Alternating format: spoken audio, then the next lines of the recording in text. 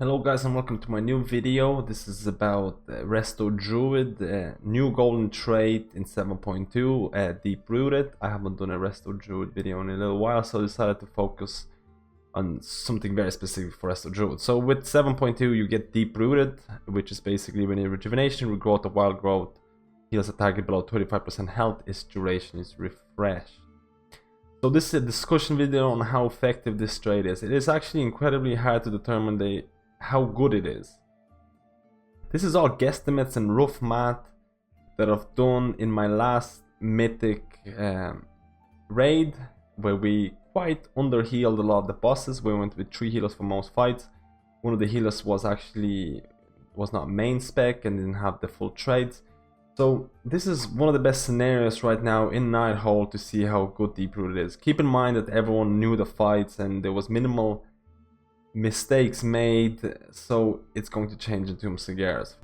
First, there is actually a script that is available to add a filter to your Warcraft logs, which basically enables to see all the people that were healed below 35%, and I'll show you how to do it right now.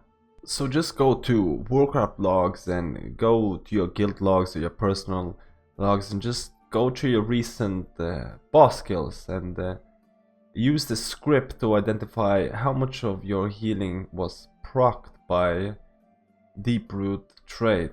So for example, if I go to Scorpion Mythic, you go to healing, and you can see the healers here and the total healing done. You just go to filter expressions and just copy and paste the script that is provided in the description as well, and just press enter.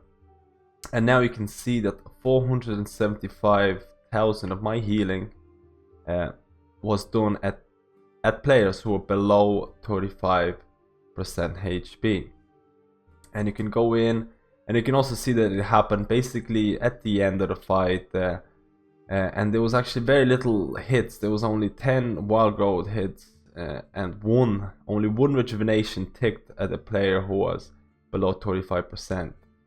So this expression can be used for all of your boss fights, and you can see how good deep rooted is for certain bosses.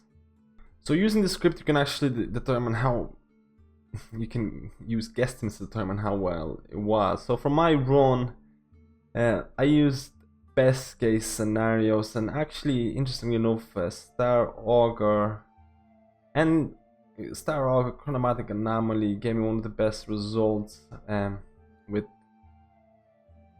I want to say, around 5% increased healing, but that's very rough. So basically, if you look at Star Augur, you can see that 29 ticks of rejuvenation out of 144 were refreshed because they were healing targets below 25% health, which basically means that 22% of your rejuvenations were refreshed by the golden trait, which sounds amazing, but you have to take into effect that maybe those rejuvenations were near its full duration when it was cast. I saw a person who was 25%, I clicked, then I cast rejuvenation. Rejuvenation gets refreshed with basically adding nothing to my rejuvenation or my mana savings. So these things are actually really hard to predict. So the way I did it is basically I assumed that the rejuvenations were near the end of the cast and that they end up healing, for duration end up healing the person to full. So this is almost never going to happen. This is very little. And with the excuse me, in this situation, 4.4% of the healing was done by the trait. That's just the rejuvenation itself, because it's much harder to actually calculate wild growth. But that's in a best case scenario, 4.4% was done by the trait. I would say in best case scenario for that fight, you would get, maybe with wild growth, you maybe would get 6% healing from the trait. But it's not going to happen. It is the best case circumstances, and that's the best fight. For Scorpion, I actually calculated that it was only 2.1% of healing increase from rejuvenation. For Botanist, it was only 3% healing increase from rejuvenation, takes at 35%, and Chromatic Anomaly was 4.2%.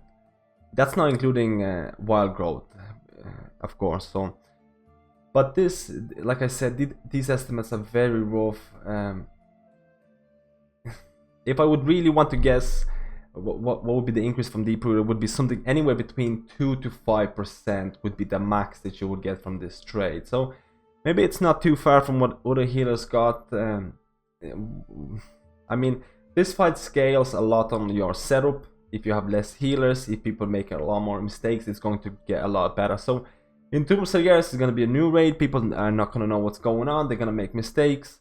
They're going to go below 35%, and this trade is going to be much better. But right now, people know what they're doing. Nighthold's been out for a long time now, so it's not going to do a lot.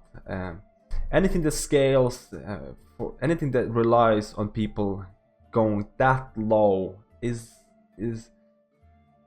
not going to scale well with time, if you know what I mean.